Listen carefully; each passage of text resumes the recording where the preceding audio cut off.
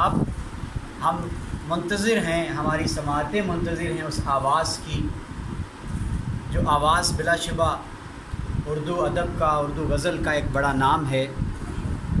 اور نہ صرف یہ کہ پاکستان میں بلکہ جہاں جہاں بھی اردو پڑھی جاتی ہے، سنی جاتی ہے، لکھی جاتی ہے، تو اردو ادب کا ایک بڑا معتبر حوالہ اور بڑی خوبصورت کتابیں انہوں نے اردو ادب کو دیں۔ سب سے پہلے ان کا مجموعہ کلام دسترس تھا، اور مجھے یہ اعزاز ہے کہ اس کی تقریب رونمائی سرزمین کوٹلہ پر ہو چکی ہے، اور اس میں نے ایک غالباً مقالہ بھی شاید جی کو یاد ہو تو ایک ادب کے قاری کی حیثیت سے پڑھا تھا۔ تو آج بڑی خوبصورت یادیں ہماری لوٹی ہیں 2000 کے بعد، برسوں بعد 2006 میں ان کا مجموعہ کلام منصۂ شہود پر آیا، اور ابھی ایک کتاب زیر طبع ہے، کئی وجود ہیں میرے۔ تو یہ خوبصورت آواز اب ہم کلام ہوگی ہماری آج کی اس خوبصورت شعری نشست کے صاحب صدر جناب سید انصر۔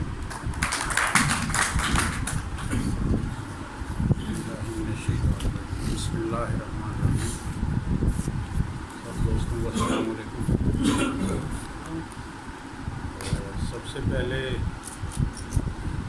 آج کی خوبصورت شعری تقریب کا اہتمام کرنے والے تمام دوستوں کا شکر گزار، بالخصوص امین عاصم اور عامر عثمان صاحب کا۔ میری خواہش تھی کہ ان کو یاد نہ ہو اور اس بات کا میں ذکر کروں، لیکن بڑی بات ہے کہ انہیں یاد تھا سب کچھ۔ میرا ان دونوں ہستیوں کے ساتھ رشتہ ارادت اور رشتہ محبت تقریباً 19 سال پر محیط ہے۔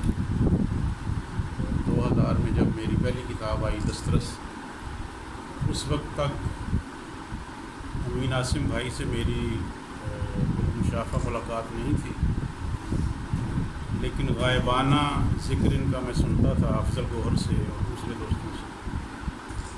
بڑی خواہش تھی ملنے کی، تو مجھے بہت خوشی ہوئی جب انہوں نے میرے ساتھ رابطہ کیا کہ ہم آپ کی کتاب کا فنکشن کروانا چاہتے ہیں کوٹلہ۔ پھر بڑی اچھی تقریب انہوں نے کروائی، اور عامر صاحب نے بہت خوبصورت مضمون پڑھا۔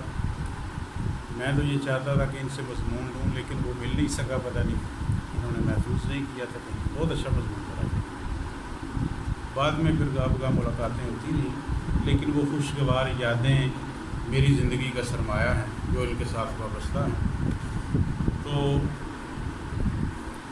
انہوں نے جو کوٹلہ کے حوالے سے بات کی، اور پھر یہ بھی خوشخبری دی کہ اب تبدیلی آ چکی ہے، تو میں یہ عرض کرنا چاہتا ہوں اس حوالے سے کہ جس سرزمین پر اس طرح کے ادارے بن جائیں اور ان کو چلانے والے ایسے لوگ ہوں، اور جس شہر میں امین عاصم صاحب جیسے لوگ ہوں، اس میں تبدیلی کیوں نہیں آئے گی؟ میں تو سمجھتا ہوں کہ وہاں انقلاب، اس کو انقلاب کہنا چاہیے، یہ انقلاب آ چکا ہے، اور انشاءاللہ تعالیٰ ان لوگوں کی موجودگی بظاہر کسی کو محسوس ہو نہ ہو، لیکن انشاءاللہ یہ پوری نسل پر اثر انداز ہوگی مثبت طریقے سے۔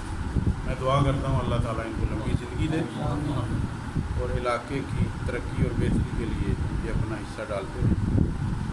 آپ سب دوستوں کا بھی شکریہ جنہوں نے اس پوری محفل کو بڑے اچھے طریقے سے سنا، اور بہت اچھا کلام دوستوں نے سنایا۔ میں بس حاضری کے لیے تھوڑا سا کوشش کرتا ہوں۔ انہیں بتاؤ جو کہتے ہیں کیا بچا میرے پاس، انہیں بتاؤ جو کہتے ہیں کیا بچا میرے پاس، ہر ایک چیز لٹا کر خدا بچا میرے پاس۔ انہیں بتاؤ جو کہتے ہیں کیا بچا میرے پاس، ہر ایک چیز لٹا کر خدا بچا میرے پاس۔ اٹھانے والے اٹھا لے گئے خزینہ زر، اٹھانے والے اٹھا لے گئے خزینہ زر، میں خوش نصیب ہوں حرف دعا بچا میرے پاس، اٹھانے والے اٹھا لے گئے خزینہ زر، میں خوش نصیب ہوں رخت دعا بچا میرے پاس۔ اور شعر دیکھیے، کئی سماعتیں خائف ہیں اس لیے مجھ سے، کئی سماعتیں خائف ہیں اس لیے مجھ سے، سکوت شہر میں سنگ صدا بچا میرے پاس۔ کئی سماعتیں خائف ہیں اس لیے مجھ سے، سکوت شہر میں سنگ صدا بچا میرے پاس۔ میں دشمنوں کے لیے یوں بھی فکر مند نہیں، میں دشمنوں کے لیے یوں بھی فکر مند نہیں کہ خیر خواہ بھی اب کون سا بچا میرے پاس۔ میں دشمنوں کے لیے یوں بھی فکر مند نہیں کہ خیر خواہ بھی اب کون سا بچا میرے پاس۔ زباں کھلے تو بھرم دوستی کا جاتا ہے، زباں کھلے تو بھرم دوستی کا جاتا ہے، خاموش ہوں کہ یہی راستہ بچا میرے پاس۔ زباں کھلے تو بھرم دوستی کا جاتا ہے، خاموش ہوں کہ یہی راستہ بچا میرے پاس۔ زمانہ اس پہ بھی ناراض ہے کہ لے دے کر، زمانہ اس پہ بھی ناراض ہے کہ لے دے کر، حوالہ صرف تیرے نام کا بچا میرے پاس۔ زمانہ اس پہ بھی ناراض ہے کہ لے دے کر، حوالہ صرف تیرے نام کا بچا میرے پاس۔